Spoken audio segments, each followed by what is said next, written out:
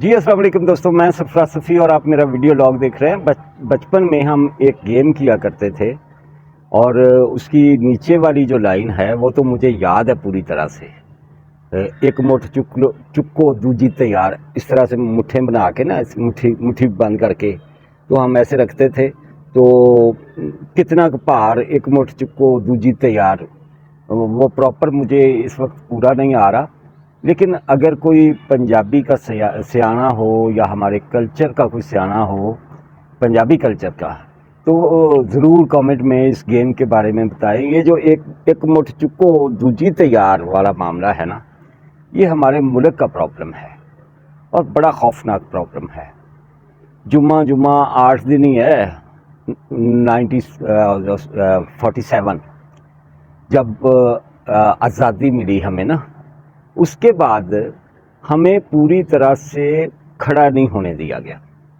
کوئی نہ کوئی علیحدگی پسندی، کوئی نہ کوئی ایسی شرارت جس کا ہم نشانہ رہے، ہمیشہ نشانہ رہے۔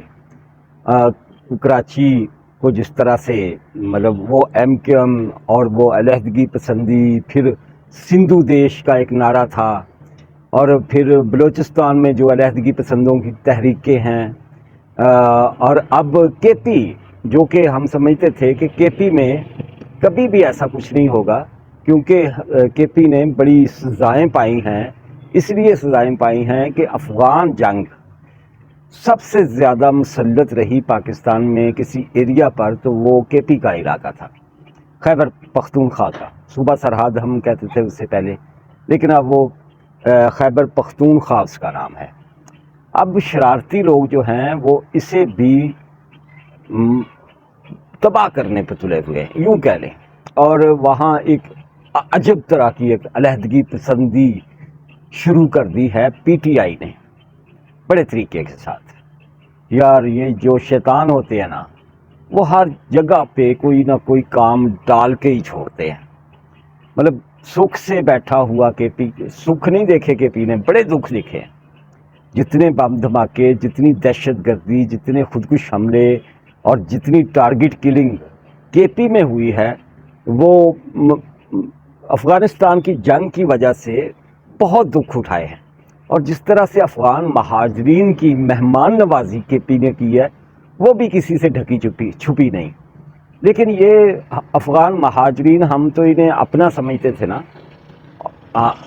مطلب ہم انہیں اپنا مہمان سمجھتے تھے، ان سے محبت کرتے تھے، ان کے کام آتے تھے، ان کو گھر بنا کے دیتے تھے۔ خیموں سے، مہاجر کیمپوں سے نکال کر ہم انہیں لے گئے اپنی گلیوں تک، اپنے کھیتوں تک، اپنے دیہات تک، اپنے شہروں تک، ہر جگہ پہ انہیں بسانے کی کوشش کی اور اپنا سمجھا، لیکن انہوں نے ہمیں اندر سے ڈنگ مارا۔ اور یہ جس طرح سے ہمیں ڈنک مار رہے تھے اور بار بار مار رہے تھے، اور جو کچھ ہمارے ساتھ کر رہے تھے، وہ دیکھنے والے سیانے جو ہیں وہ دیکھ رہے تھے سب کچھ۔ اور سچی بات ہے کہ سب سے بڑے سیانے جو ہیں وہ تو موجودہ آرمی چیف جو ہیں جنرل سید عاصم منیر، وہ ثابت ہوئے۔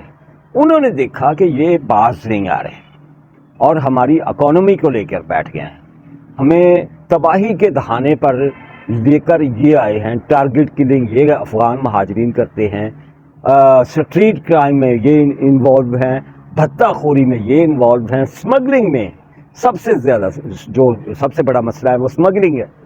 اور جس طرح سے یہ ہمارا ڈالر اٹھا کے لے گئے، یہ سارے کا سارا ڈرامہ جنرل عاصم منیر نے بڑی باریک بینی سے دیکھا۔ اور جب پچھلے دنوں کچھ مہینے پہلے انہوں نے ڈالر کو اس حد تک آگ لگائی کہ اسے اٹھا کر یہ 400 کی طرف لے جا رہے تھے، 400 روپیہ کا ایک ڈالر کی طرف، تو پھر جناب عاصم منیر نے ایک بڑا فیصلہ کیا، اور یہ فیصلہ کیا کہ اب انہیں نہیں چھوڑنا، اب انہیں یہاں سے نکالنا ہے۔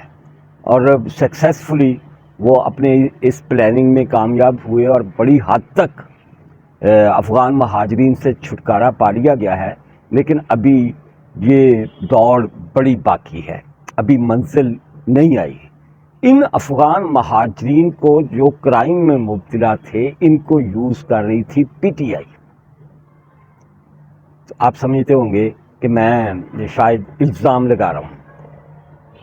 یہ آپ دیکھیں یہ شیر افضل مروت جو ہے اس کی کیا کوئی سیاسی مطلب اس کا سیاسی کیریئر کیا ہے, اس کی سیاسی کوئی وابستگی کیا ہے.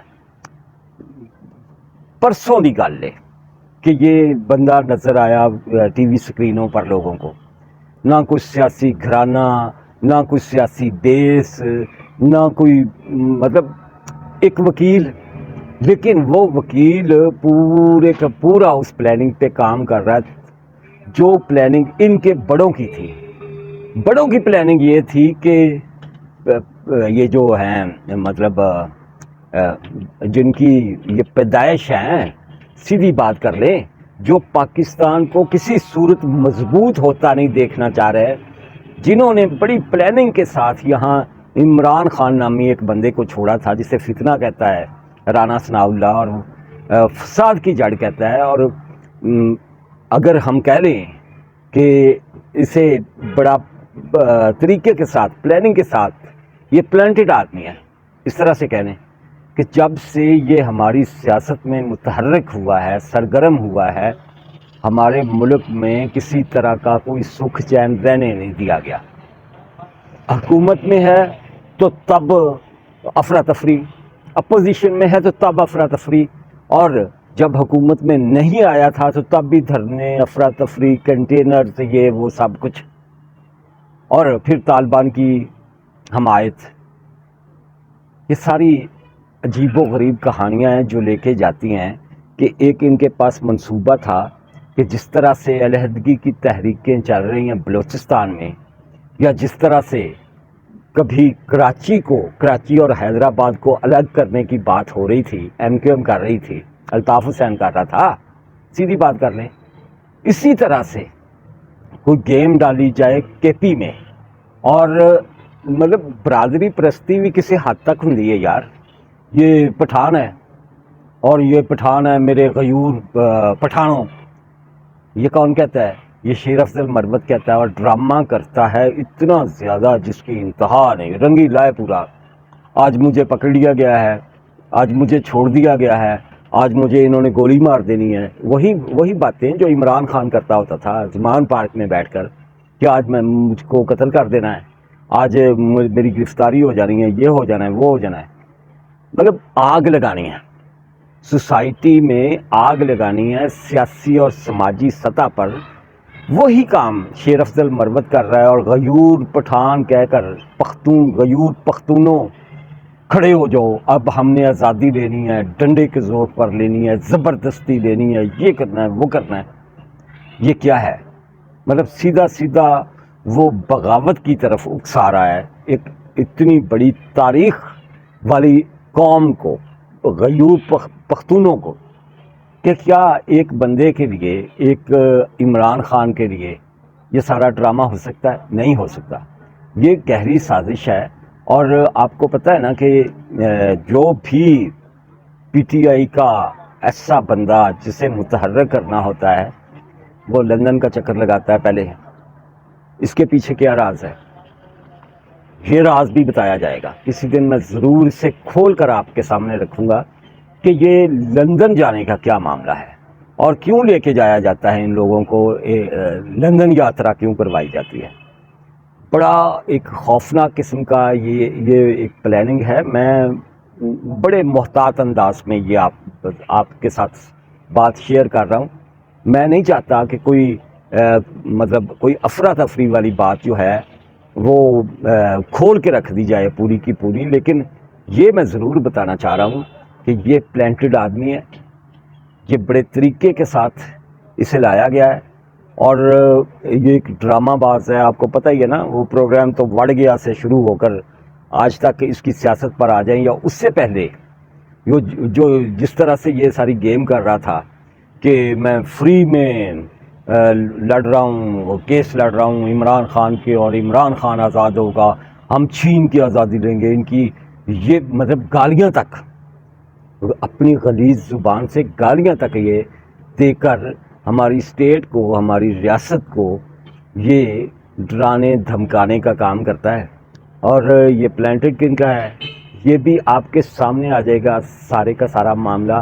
لیکن ایک بات ہمیشہ کے لیے ہمیں ذہن میں رکھ لینی چاہیے، اس بندے کو بھی اور ہمیں بھی، کہ جس بندے کا نام سید عاصم منیر ہے نا، وہ جانتا ہے، بھانپتا ہے. کسی کے دماغ میں بھی ابھی بات ہوتی ہے نا تو اسے پتہ چل جاتا ہے کہ کون کس لائن پر ہے. اسے بڑا پتہ ہے کہ یہ لوگ کیا کرتے پھر رہے ہیں. اسے بڑا پتہ ہے کہ یہ طالبان کو، ان غیر قانونی طالبان کو، ان دہشت گردوں کو، ان بھتہ خوروں کو، ان ٹارگٹ کلرز کو اور ان سمگلرز کو ساتھ ملا کر یہ ہمارے ملک میں ایک نیا فطور لانا چاہ رہے ہیں. گریٹر پختونستان، ایتھے آ جاؤ، اس لفظ پہ آ جاؤ. کتنا خوفناک ہے یہ. ہمارے ملک کا ایک بڑا صوبہ جو ہے اور ایک خوبصورت صوبہ جو ہے، اس کی توڑ پھوڑ یوں کہہ لیں کہ چکر میں ہیں یہ لوگ.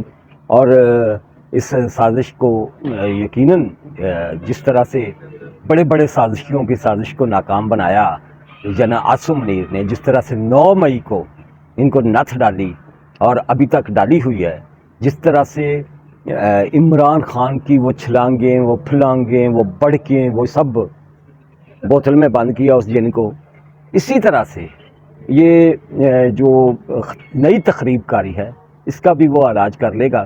جس دوست نے ابھی تک میرا یوٹیوب چینل سبسکرائب نہیں کیا، اسے سبسکرائب کر لیں اور اس کی بیل آئیکن ضرور دبا لیں تاکہ میرا ہر ولاگ آپ تک پہنچے.